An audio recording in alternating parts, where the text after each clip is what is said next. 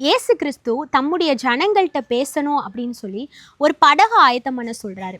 Mark 3வது அதிகாரம் 10வது வசனத்துல பார்க்க முடியும். ஜனங்கள் நிறைய பேர் இருந்தாங்க, திரளா இருந்தனால அவரை நெருக்கி கொண்டு இருந்தாங்களாம்.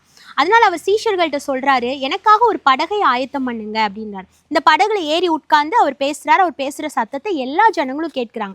இது இயேசு கிறிஸ்துவுக்கு படகு இல்லாம அவர் ஒரு இடத்துல நின்றுட்டு இருக்காரு, அவர் எல்லா ஜனங்களும் நெருக்கிறாங்கன்னு வச்சுக்கோங்களேன், என்ன நடக்கும்? அவரோட சத்தம் யாருக்குமே கேட்கப்படாது. ஏன், அவங்க பக்கத்துல இருக்கிற மனுஷனுக்கு கூட கேட்காது. அப்ப ஏசப்பா என்ன விரும்புறாருன்னா, அவருடைய சத்தத்தை, அந்த சத்தியத்தை எல்லா ஜனங்களும், அது எத்தனை கூட்ட ஜனங்கள், திரளான ஜனங்களா இருந்தாலும் கேட்க வேண்டும் என்று சொல்லி ஒரு படகை அவர் ஆயத்தம் பண்ண சொல்றார். இன்னைக்கு இந்த பேழை அப்படின்றது நோவாவோட நாட்கள்ல ஃபர்ஸ்ட் கட்டப்பட்டது, நோவாவை கொண்டு. இந்த பேழை எதுக்காக கட்டப்படுதுன்னா, ஜலப்பிரளயத்துக்கு தப்பும்படி ஜனங்கள் அதுல போய் காக்கப்பட வேண்டும் அப்படின்னு சொல்லி தேவன் ஒரு பேழையை கட்ட சொல்றாரு. ஆனா எல்லா ஜனங்களும் காக்கப்பட்டாங்களான்னு இல்லை.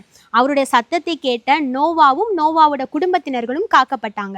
இன்னைக்கு தேவனுடைய சத்தத்தை கேட்பதற்கென்று அவர் ஒரு பேழையை ஆயத்தம் பண்ண சொல்றாரு.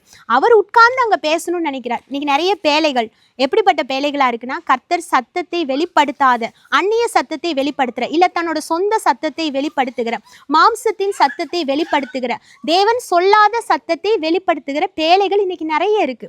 சபைகள் அப்படின்ற பேர்ல கூட நிறைய இருக்கு. ஆனா இங்க ஆண்டவர் என்ன சொல்றாரு, நான் என் ஜனங்கள்கிட்ட என்னுடைய சத்திய வார்த்தையை பேசுவதற்கு எனக்கென்று ஒரு பேழையை நீங்கள் ஆயத்தம் பண்ணுங்க, எனக்கென்று ஒரு படகு. இந்த படகுடைய ஒரு பெரிய ரகசியம் என்னன்னா, இந்த பேழையில இருந்தவர்கள் காக்கப்பட்டார்கள். அப்ப கடைசி நாட்கள்ல நிறைய வார்த்தைகள் வெளிப்படும். ஆனா அவருடைய சத்திய வார்த்தை தான் ஒரு மனிதனை விடுதலை ஆக்கும். அவருடைய சத்திய வார்த்தை தான் ஒரு மனிதன் எப்பேற்பட்ட பாவ பிடியில இருந்தாலும் அவனை மனம் திரும்பி தேவனோட ராஜ்யத்துக்குள்ள அழைத்து கொண்டு வரும். எல்லா வார்த்தைகளும் தேவனிடத்துல நம்மை நெருங்க வைக்காது. அவரிடத்திலிருந்து வர்ற வார்த்தை தான் அவரிடத்துல நம்மை நெருங்க வைக்கும். அப்போ கடைசி நாட்கள்ல நிறைய கள்ள உபதேசங்கள், தீர்க்க தரிசனங்கள் எல்லாமே இருக்கும். நீங்கள் எச்சரிக்கையா இருங்க, வஞ்சிக்கப்பட்டு போயிடாதீங்க அப்படின்றத ஆண்டவர் விரும்புகிறார்.